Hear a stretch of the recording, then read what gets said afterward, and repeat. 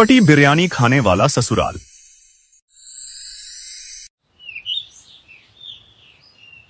रिया की शादी मोहित से हुई थी। रिया और मोहित ने घर को बहुत अच्छे से संभाला हुआ था और रिया के ससुर केशव गांव के बाजार में बैंगन का ठेला लगाया करते थे। एक दिन केशव जब शाम को ठेला बंद करके घर आता है तो अपनी बहू रिया से कहता है, रिया बहू, मैं कुछ दिनों के लिए गांव रहने के लिए जा रहा हूँ। मेरे भाई की तबीयत बहुत खराब है और उसे मेरी बहुत याद आ रही है।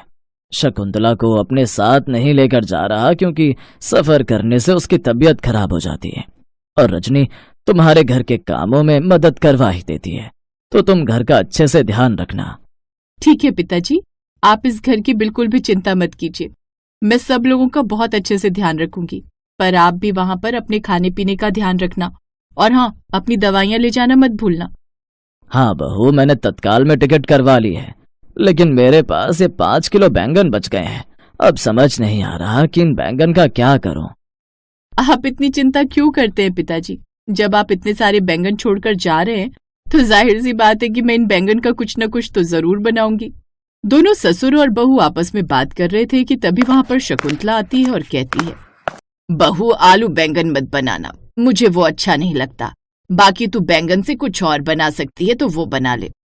और बहू, मैं कल जा रहा हूँ, इसीलिए रात का खाना खाकर जाऊंगा। ठीक है पिताजी, मैं बैंगन का भरता बना लेती हूँ। नहीं नहीं बहू, बैंगन के भरते से मुझे गैस बन जाती है, इसीलिए बैंगन का भरता मत बना।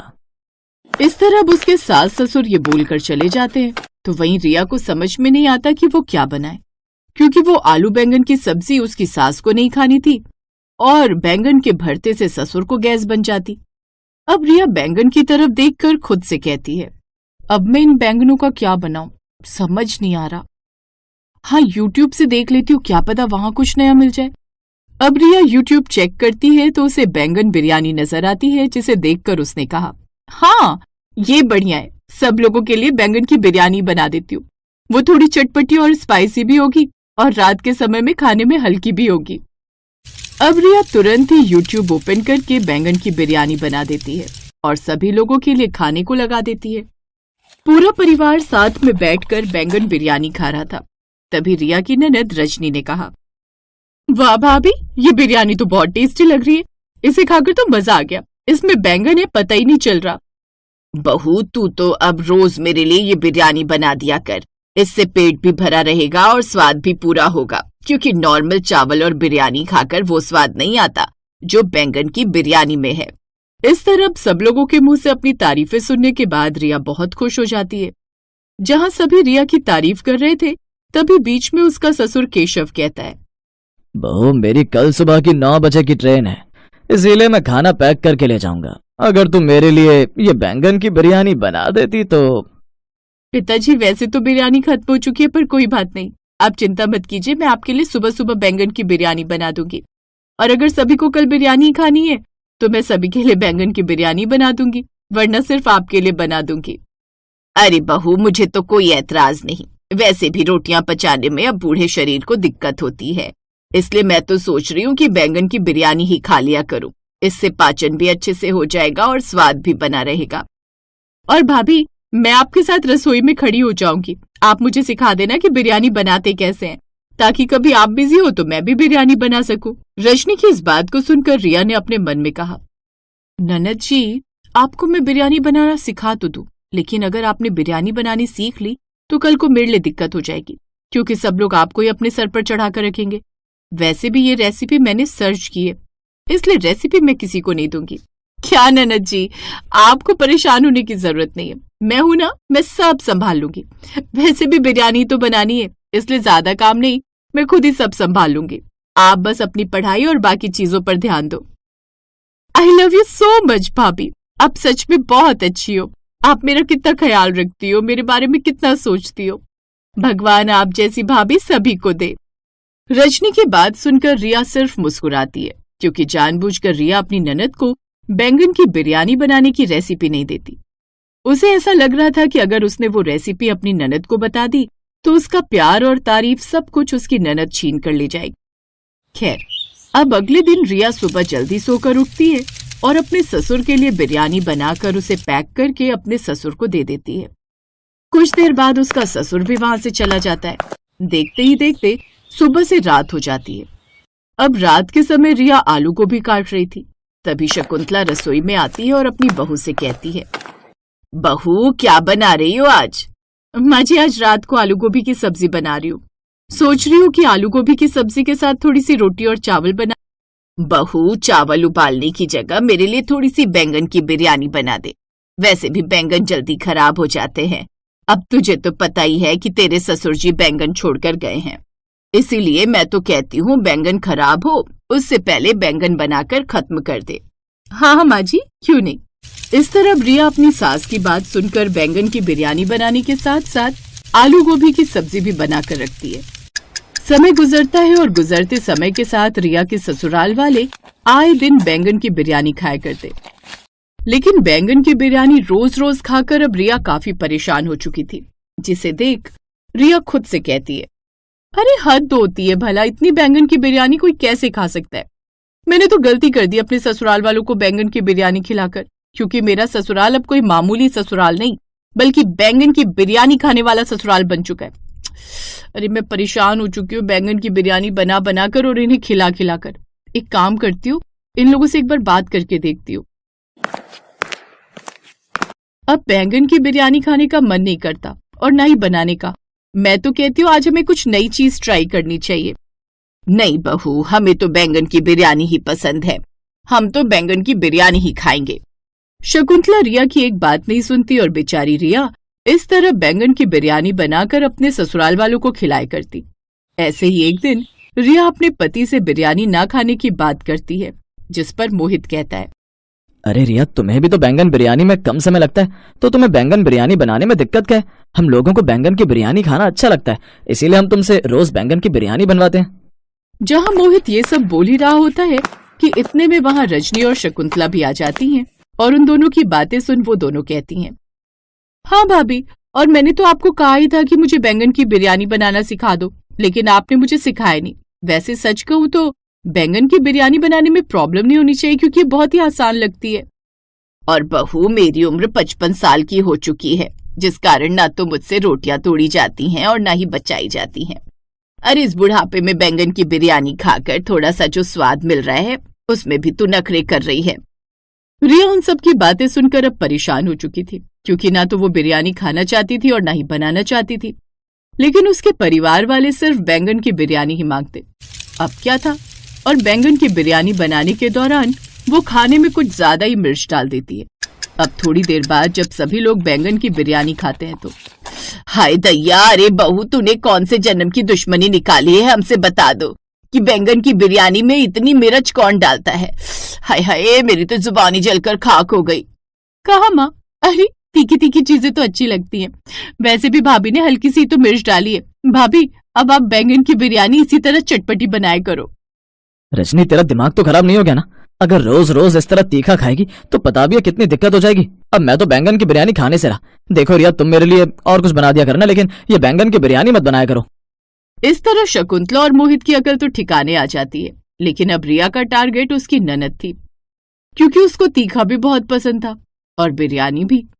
ऐसे समय बीतता है और एक दिन रिया रजनी को डराते हुए कहती है, ननद जी, बैंगन गर्म होता है, अगर तुम रोज रोज बैंगन की बिरयानी खाओगी तो तुम्हारे चेहरे पर मुहासे आ जाएंगे और तुम मोटी भी हो जाओगी, पेट में जलन होगी और वो चेहरा अलग खराब होगा।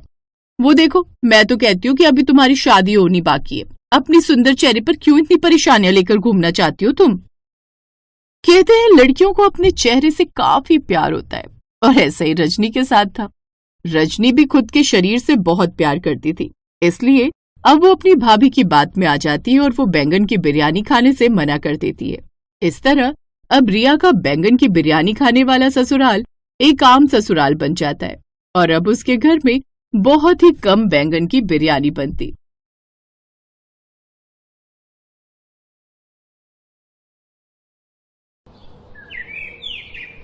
पकौड़े खाइए, गर्मा गर्म बैंगन के पकौड़े, एक बार खाओगे बार बार आओगे। सलोनी बहुत ही गरीब थी, लेकिन उसके हाथों के बने बैंगन के पकौड़ों में बड़ा ही स्वाद था। वाह बहन, तेरे हाथों में तो जादू है, जादू। बड़े मजेदार हैं ये बैंगन के पकौड़े। हाँ, शुक्रिया भैया, अपने आंगन में लगी क्यारी से ताजा ताजा तोड़ कर लाती हूँ बैंगन। सलोनी के पकौड़े दूर दूर तक फेमस थे। लोग दूर गांव से उसके पास पकौड़े खाने आते थे। सलोनी का पति महेश बीमार रहता था, जिस कारण वो कोई काम नहीं कर पाता था। पहले वो ठेला महेश ही लगाता था, लेकिन उसकी इतनी कमाई नहीं हो पाती थी। लेकिन जब से सलोनी ने पकौड़े बनाकर बेचना शुरू किए तो उसके पास कई लोगों की भीड़ लगी रहती। सलोनी के साथ उसका 10 साल का बेटा भी अपनी माँ की ठेले पर मदद करता था। एक रोज घर पर सारी कमाई इनके इलाज में खर्च हो जाती है और बाकी घर खर्च में कुछ बचत हो ही नहीं पाती। मैं ही बोझ हूँ तुम सब पर। ऐसा क्यों बोलते हो जी? मैंने ऐसा कब कहा? एक रोज सलोनी ने देखा कि उसके ठेले के सामने एक दूसरे पकौड़े वाले ने ठेला लगा लिया है। वो तरह तरह के पकौड़े बनाकर बेचता था। वो पकौड़े वाला बड़ा ही चालाक था। उसने सस्ते पकौड़े बेचने शुरू कर दिए। आलू प्याज गोभी के सस्ते सस्ते पकौड़े ले लो। अरे वाह, सस्ते पकौड़े। चलो चलो आज उसी के पकौड़े खाते हैं। अपने ग्राहकों को दूसरे ठेले पर जाता देख सलोनी परेशान हो जाती है। वो ठेले वाला अब हर रोज सस्ते पकौड़े बनाकर बेचने लगा, जिससे सलोनी के ग्राहक उसके ठेले पर जाने लगे। सलोनी की कमाई काफी कम हो गई। रोहन बेटा, सब ग्राहक तो सामने वाले ठेले पर ही खाने जा रहे हैं। हमारे पकौड़े खाने तो कोई नहीं आता। अगर ऐसे ही चलता रहा तो हमारा घर कैसे चलेगा? हाँ माँ, हमें कुछ सोचना पड़ेगा। दूसरी तरफ बिरजू अब बहुत खुश था।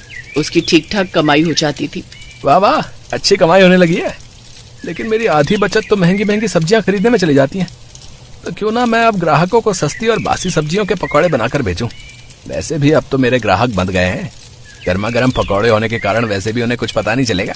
अगले दिन बिरजू बाजार गया और सस्ती सब्जियां खरीदकर उनके पकौड़े बनाकर बेचने लगा। सस्ते और गर्मा गर्म मजेदार पकौड़े खा लो। 10 रुपए की 250 ग्राम पकौड़े। तभी उसके पास एक बड़ी सी गाड़ी आकर रुकती है, जिसमें से कुछ लड़के बियर की बोतल लेकर उतरते हैं। अरे ओ, गर्मा गर्म बैंगन के पकौड़े बना दे। जी जी मालिक, अभी बनाता हूँ। पकौड़े लेकर बियर के साथ अपनी गाड़ी के ऊपर रखकर खाने लगते हैं। ये देख सलोनी उनके पास आकर बोली, भाई साहब, यहाँ दारू मत पीजिए। मैं एक महिला हूँ और दारू के कारण कोई ग्राहक नहीं आएगा। अबे ये रोड तेरे बाप की है क्या है? और वैसे भी तेरे ठेले पर तो कोई भी नहीं है। हम तो इस पकौड़े वाले के यहाँ खड़े हैं, तो तेरी क्यों जलती है रे? और अगर तुझे कोई दिक्कत है तो अपना ठेला यहाँ से हटा ले, समझी? तभी बिरजू भी आग में घी डालने का काम करता है। हाँ ठीक कहा साहब। अब वो लड़के हर रोज वहाँ आकर पकौड़े खाते और शराब पीते। ये देख अब सलोनी के पास बचे कुछ ग्राहकों ने भी आना बंद कर दिए। सलोनी अब बहुत परेशान रहने लगी। फिर उसके बेटे ने कहा, माँ लगता है ये ऐसे नहीं सुधरेंगे, हमें पुलिस को बताना होगा।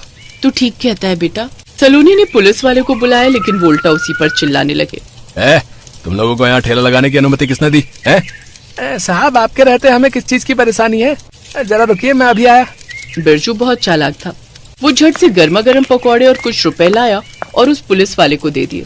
पुलिस वाले ने उसे कुछ नहीं कहा, लेकिन ममता के पास उसे देने के लिए कुछ नहीं था और उसे जल्दी वहाँ से ठेला हटाने की धमकी देकर चला गया। अब सलोनी दिन रात परेशान रहने लगी। एक तो वैसे ही काम नहीं चल रहा, ऊपर से ही पुलिस वाला इनकी दवाइयां भी नहीं ला पा रही और खाने के लिए भी घर में कुछ नहीं बचा है। लेकिन सड़ी गली सब्जियों के पकौड़े खाकर ग्राहक बिरजू के पास शिकायत लेकर आने लगे। अरे तुम्हारे पकौड़े खाकर तो मेरी तबीयत ही खराब हो गई। कल से पेट में बहुत दर्द है। मुझे भी डॉक्टर के पास जाना पड़ा बे। तुम्हारे सस्ते पकौड़े तो हमें बड़े महंगे पड़ गए बे। और मेरी बेटी तो बीमारी हो गई, अब वो अस्पताल में भर्ती है। ग्राहकों ने गुस्से में उसके ठेले को तोड़ना शुरू कर दिया। ये देख सलोनी ने सबको रोकने की कोशिश की।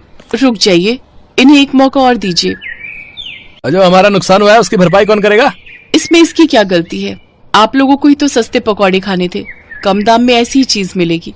ये सुनकर सभी ग्राहक शांत हो जाते हैं और वहाँ से चले जाते हैं। फिर सलोनी अपने बेटे के साथ उसके ठेले को उठाती है और दोनों उसका सारा सामान ठेले पर रख देते हैं।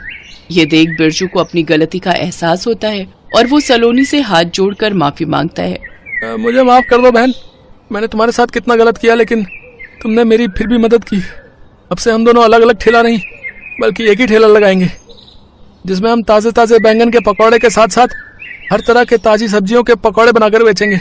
जैसा आपको ठीक लगे भाई साहब। उस दिन के बाद से दोनों ने एक ही ठेला लगाया, जिससे उनके पास खूब ग्राहक आने लगे। फिर सारे दिन में जो भी कमाई होती उसे वो आधी आधी बांट लेते। एक रोज वही तीनों शराबी लड़के वहाँ आए और पकौड़े मांगने लगे। यहाँ शराब पीना मना भैया, आप कहीं और जाकर ये सब करिए, नहीं तो आपको पकौड़े नहीं मिलेंगे। बिरजू पर हाथ उठाना शुरू ही किया था कि तभी सलोनी और रोहन भी डंडा लेकर वहां आए। एक डंडा उन्होंने बिरजू के हाथ में दिया। फिर तीनों ने उन लड़कों की खूब पिटाई की, जिसके बाद वो अपनी गाड़ी में बैठकर फरार हो गए और फिर कभी वहां नजर नहीं आए।